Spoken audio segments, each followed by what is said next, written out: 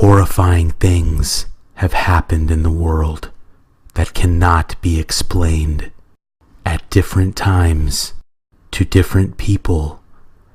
Is there anything scarier than a true horror story with no explanation? In this video, I will share with you 5 unsolved mysteries. Viewer discretion is advised.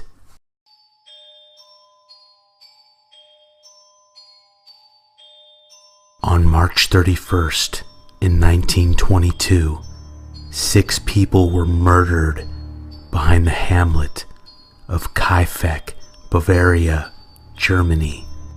The murder weapon was a mattock, which is similar to a pickaxe. It has a long handle with a stout head that combines both an axe blade and a cutter. The one who wielded it knew how to handle it. The victims were all related. Andreas Gruber, his wife Kazilia, their widowed daughter Victoria, her 2 children Kazilla and Joseph, and the family maid Maria Baumgartner. Maria had arrived at the farm just hours before her death. The murder weapon was found a year after the slaughter, when the farm was torn down. The farm had been searched extensively, and canine units were used as well. Despite that, they did not find the murder weapon in 1922. The weapon was identified by George Siegel, a farmhand. Siegel had helped out during harvest times and stated to police that he knew firsthand that Gruber had made the mattock himself. Siegel also explained that this mattock was kept with all other farm equipment in a tool shed. The trauma all 6 victims suffered has led to the speculation that several weapons had to be used. However, the original documentation is incomplete or lost. Aside from the exact number of murder weapons, the motive remains a mystery. There is speculation galore, but so far, nothing sticks except this: the crime was committed by someone who knew how to run a farm, was familiar with livestock, and was comfortable enough to stay at the farm after the murders in the company of the family dog. They were strong enough to wield the mattock so many times. They did not care for money, and most importantly, had a personal reason for this crime. The autopsy results are described. Kazilia Gabriel, the daughter of Victoria Gruber, her lower jaw was shattered. She had a cervical injury due to shock, severe head injuries. Her skull was smashed with several blows, and her neck revealed a wide, gaping, transverse wound. On the right of her face was a circular wound. Her face was smeared with blood. In her cramped right-hand fingers were strands of her own hair. Kazilia Gruber, the wife of Andreas Gruber. She had bruising near the right eye, 7 blows to her head, 1 in the triangular shape. Signs of strangulation. Her skull was cracked. Victoria Gabriel, the mother of Kazilia and Joseph.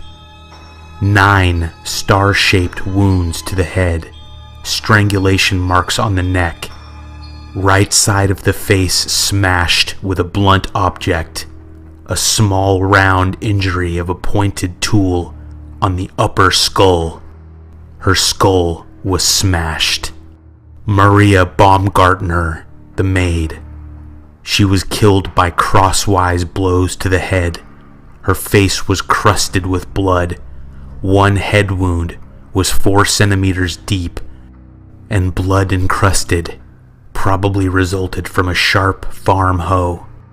Joseph Gruber, the son of Victoria Gruber, was killed by a heavy blow to the face. Top of the bassinet stroller was destroyed.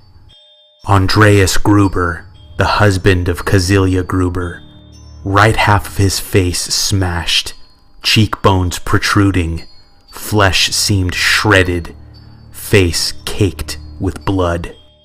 All descriptions are awful, but it looks like Victoria and her mother received the most attacks on their heads. Also, they seem to be the only ones with signs of strangulation on their necks. Before March 31st, Gruber had described to the neighbors things that had happened in the past days and weeks. Things that made his maid, before Maria, leave the farm.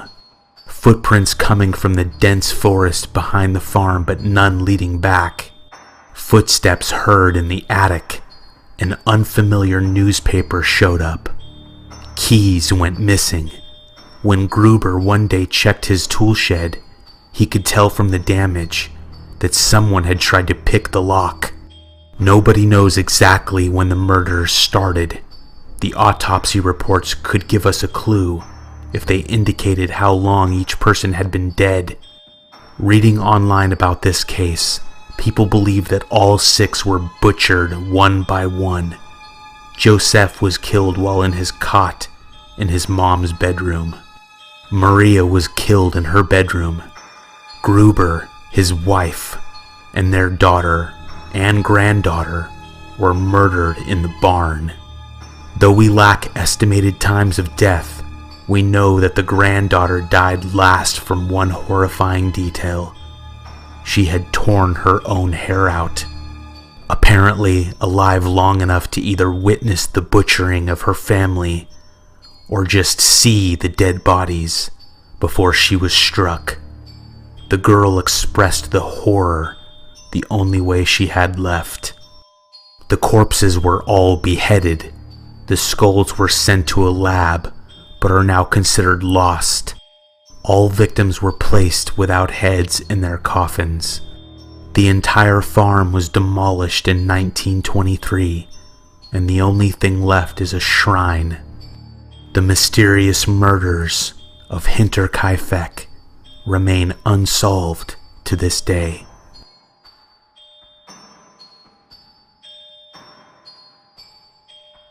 The year is 1918. The United States is embroiled in World War I, and horror will soon find a home in New Orleans.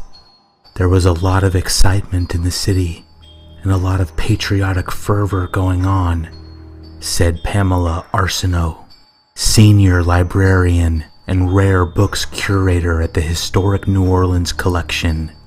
According to Arsenault, amid this patriotic era, the city was also plagued with a figure known as the Axeman. There were 12 attacks during this roughly 18-month period and 6 deaths. The Axeman would enter people's homes while they slept in their beds. The Axeman didn't carry around his own tools. He simply would chisel his way in, usually through a back door, find whatever was handy, and go to work. The first one was particularly brutal.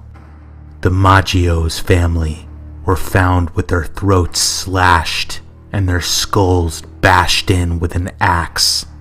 In other cases that followed, only an axe was used.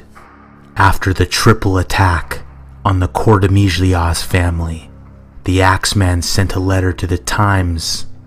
It was postdated from hell and went on at length about how the Axeman would never be caught.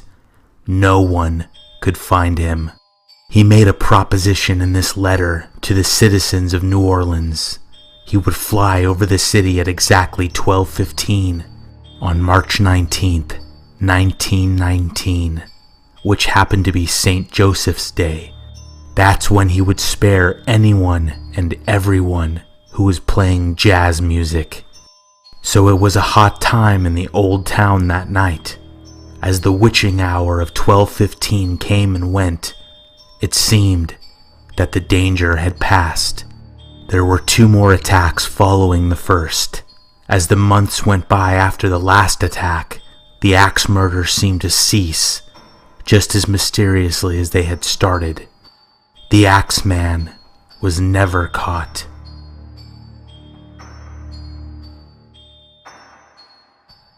Monday, June 13th, 1977, was the first day of camp. At around 7 p.m. the night before, a thunderstorm hit the area, and the girls huddled in their tents. Among them were Lori Lee Farmer, 8 years old, Doris Denise Milner, 10 years old, and Michelle Heather Guse, who was 9 years old. The girls were residents of Broken Arrow, Oklahoma, a suburb of Tulsa. They were sharing tent number 8 in the camp's Kiowa unit, which was located furthest from the camp counselor's tent and partially obscured by the showers for the camp. Just past midnight, Carla Wilhite, a counselor, was awakened by a noise. It was a cross between a frog and a bullhorn or something. It was low and kind of guttural. It wasn't a language. It didn't seem like a language. It didn't seem human. It didn't sound like any animal I've ever heard, said Wilhite. She awoke another counselor in her tent and asked if she had heard the strange sound. She hadn't. Wilhite went outside with her flashlight to survey the woods. Each time she flashed her light, the sound stopped. She walked the tents, patrolling. Everything was quiet. She went back to bed. Many people saw a strange light and heard guttural sounds throughout the night. Tent 6 was flooded by light, and then it disappeared. Later that morning, at around 6 a.m., Carla Wilhite was on her way to the shower when she found a girl's body in her sleeping bag, lying off the trail in the forest. It was soon discovered that all 3 girls in tent number 8 had been murdered. Their bodies had been left on a trail leading to the showers. Subsequent testing showed that they had been raped, bludgeoned, and strangled.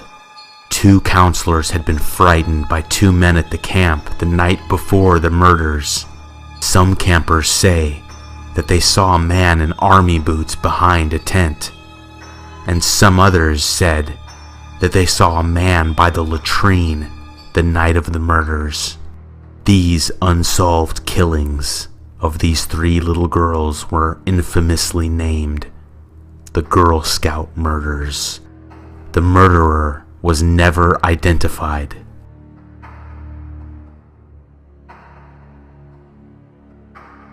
In 1985, in Allenstown, New Hampshire, in a wooded area near Bear Brook State Park, a hunter found a 55-gallon barrel that contained the remains of a woman and a child.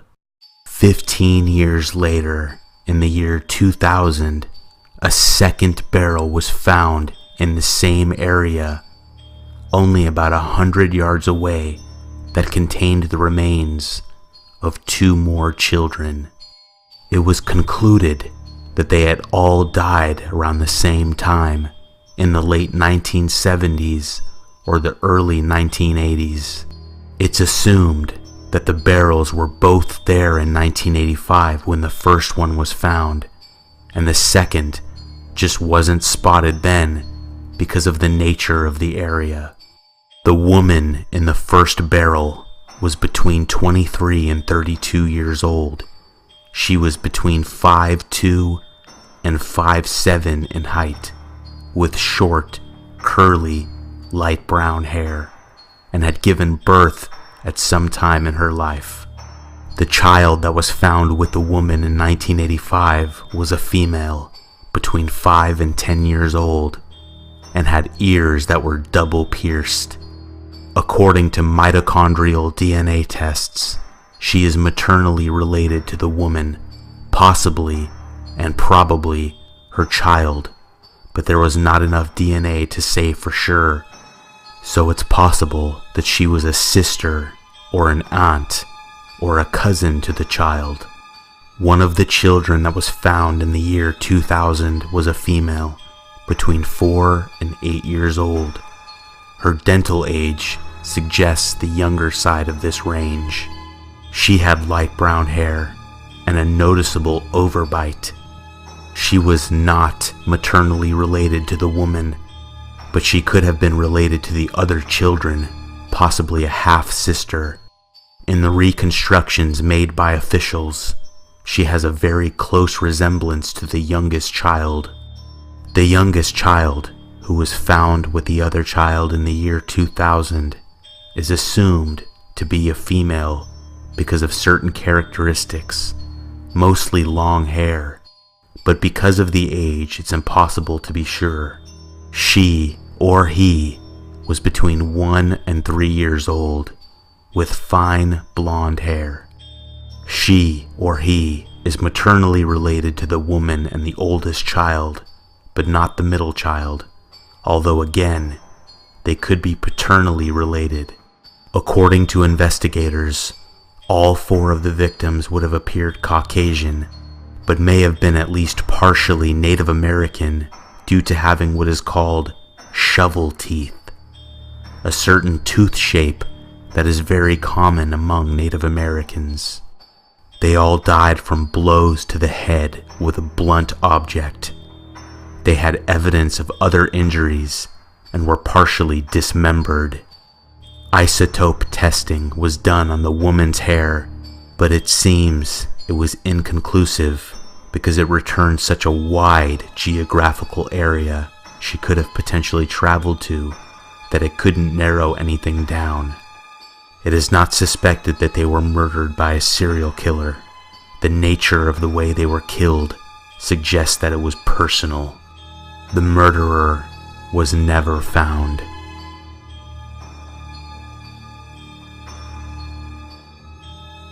In January of 1959, 23-year-old Igor Dyatlov led a group of 8 young Soviet hikers, comprising 7 men and 2 women and mostly university students, into the Ural Mountains, attempting to reach Mount Ortorten from the small settlement of Vizhai. Somewhere along their journey, they all died very mysterious deaths. It took more than 3 months to locate all 9 of their bodies. They were found about 6 miles away from their destination, in a forest almost a mile away from their campsite, without their skis, their shoes, or coats, in approximately -30 degrees Fahrenheit weather. 2 of them had fractured skulls, 2 more had major chest fractures, and 1 hiker was missing her tongue. Soviet investigators listed the cause of death as a compelling natural force and abruptly closed the case not even a month later. Here's what we know about the incident. 6 of the skiers died of hypothermia and 3 died of injuries. They died separately. 2 of them were found under a cedar tree near the remains of a fire, while 3 others were found in intervals of hundreds of feet from the tree, and 4 more were found in a ravine another 250 feet away. The 2 under the tree had burned hands. The 4 in the ravine weren't found until May 4th, 3 months after the incident. Consistently, there were 8 or 9 sets of footprints in the snow, accounting only for the skiers and not suggesting another party's involvement. There was no sign of a struggle or of any other human or animal approaching the campsite. There was a snowstorm the night of February 2nd, which is when it was determined via their diaries that they died. Their deaths remain a mystery to this